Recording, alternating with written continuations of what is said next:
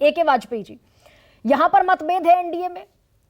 जातीय जनगणना पर वो पत्ते साफ करने को तैयार नहीं, फ्लोर ऑफ द हाउस सरकार कहती है हम नहीं कराएंगे, लेकिन आपके जितने भी नेता हैं वो ओम प्रकाश राजभर से लेकर सब लोग कहते हैं कि जातीय जनगणना होनी चाहिए। यहां कम से कम कॉन्फ्लिक्ट है।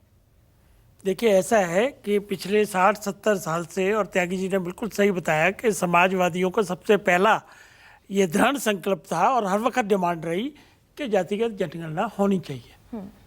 लेकिन उसके साथ साथ ये भी सत्य है, ये मुलायम सिंह जी भी सरकार में रहे, कई बार रहे, इनके सुपुत्र भी रहे सरकार में, चीफ मिनिस्टर रहे।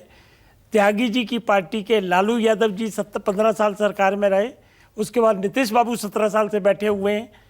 उससे पहले थर्ड फ्रंट की सरकार भी आई वीपी सिंह के टाइम में, और जनता पार्टी की भी सरकार आई। क्यों नहीं कर दी जातिगत गणना?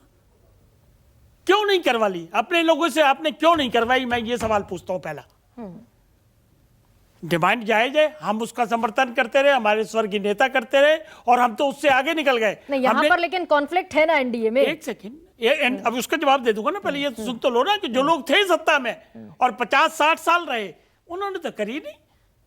क्यों नहीं करी भाई? जब आप खुद बैठे तो क्यों नहीं करी आपने? इसका जवाब को देना पड़ेगा ना जनता को। अब राजनीतिक मकड़ जाल बनने के लिए आपको ध्यान आ गया कि चलो भाई अब ये हम छेड़ दें दोबारा से, इसको ऐसे नहीं लिया जाएगा। अब आप कह रहे हो एनडीए का, एनडीए में किसी भी सरकार का सबसे बड़ा मुखिया प्रधानमंत्री होता है। माइंड यू, किसके मंत्री ने क्या कहा, फ्लोर पे क्या क्या, वो सब रिकॉर्ड पे है, लेकिन प्रधानमंत्री की स्टेटमेंट भी रिकॉर्ड में है, और वो उन्होंने नहीं दी। नीतीश बाबू का डेलीगेशन, जब वो बीजेपी के साथ थे, नीतीश बाबू, तेजस्वी यादव और सर्वदलीय पार्टी प्लीज, वो आए और उन्होंने प्रधानमंत्री को रिप्रेजेंटेशन दी और बाहर आके प्रेस कॉन्फ्रेंस में कहा, नीतीश बाबू की स्टेटमेंट बता रहा हूं वर्ड टू वर्ड, प्रधानमंत्री ने हमारी मांगों को अस्वीकार नहीं किया है। वो स्टेटमेंट रिकॉर्ड पे है। लेकिन एक सेकंड, लेकिन बजट देने से मना कर दिया। एक सेकंड प्लीज। लेकिन बजट देने से मना कर दिया है। आप अपनी क्षमता के हिसाब से। Let me make out my case. ठीक है, carry on sir. Let me make out my case. ये तो है राजनीति, लॉयर भी हैं आप, वकील भी। ये कोरी राजनीति है। ये जवाब इनको जनता को देना होगा, और हम फिर कह रहे हैं हम अभी भी इसके पक्ष में हैं, और बीजेपी के प्रवक्ता भी बैठे हुए हैं, उन्होंने भी स्टेटमेंट दी कि हम भी इसके पक्ष में हैं। रोहिणी कमीशन पे भी स्टेटमेंट दी कि हम उसको लाएंगे, सार्वजनिक करेंगे। नहीं, ये मसला यहीं से खड़ा होता है कि एक रोहिणी कमीशन के, जैसे सुरेंद्र जी ने कहा, रोहिणी कमीशन बना 6 साल पहले 2017 में, और कुंतल कृष्णा, अगर आप इस बात का जवाब दे पाए। सुरेंद्र जी चैलेंज कर रहे हैं। एक second please, I am sorry, सबको टाइम दिया, मेरे को भी टाइम दीजिए। ठीक है, I am sorry. Now come to the second point.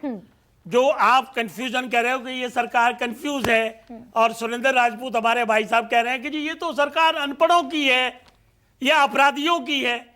कैसे गुमराह कर रहे हो सुरेंद्र राजपूत जी? आप तो बहुत समझदार हैं। एफिडेविट में कोई गड़बड़ नहीं है, ना सरकार को कोई कंफ्यूज है। I am sorry. पहले ये था कि सरकार का जो पहला एफिडेविट है उसमें स्टैंड ये था कि कॉन्स्टिट्यूशन की एंट्री नंबर 69 यूनियन गवर्नमेंट को पावर देती है।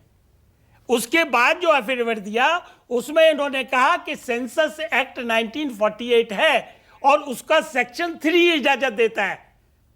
तो ये मुझे देखो ए.के. वाजपेयी जी, ये एफिडेविट मैंने ही पढ़कर सुनाया। मैं उसी में से पढ़ रहा हूं, आपसे लिया है मैंने, ये बारों आपसे ही किया है। ये आपने मुझे से लिया है, मुझे से पढ़कर आप सुना रहे हैं। सरकार ने माना, सरकार ने पैरा 5 को हटाया, उसको कम से कम स्वीकार कीजिए, और संविधान राजनीति का अलग संविधान कम से कम बंद रहे। ठीक है, ए.के. वाजपेयी जी, मैं आती हूँ। गलत बात है। मैं आपको दूसरे राउंड में मौका दूंगी।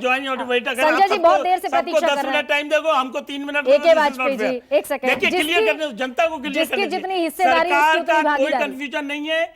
लीगल पोजीशन को ठीक करने के लिए एफिडेविट विड्रॉ किया, और जो स्टैट्यूटरी प्रोविजन है वो आगे होता है, और बिहार सरकार ने कराया है, उसमें सेंट्रल लेकिन ये भी ठीक है ए.के. वाजपेयी जी, लेकिन आप ये भी जानते होंगे अटॉर्नी जनरल, सॉलिसिटर जनरल, कानून मंत्री, और उसके बाद फिर असिस्टेंसी में बहुत सारे लोग आते हैं, करने से कोई स्टैंड चेंज नहीं हुआ है। प्लीज, सुप्रीम कोर्ट में हलफनामा दाखिल होने का एक प्रोसीजर है, जिसमें अटॉर्नी जनरल, सॉलिसिटर जनरल, कानून मंत्री सबकी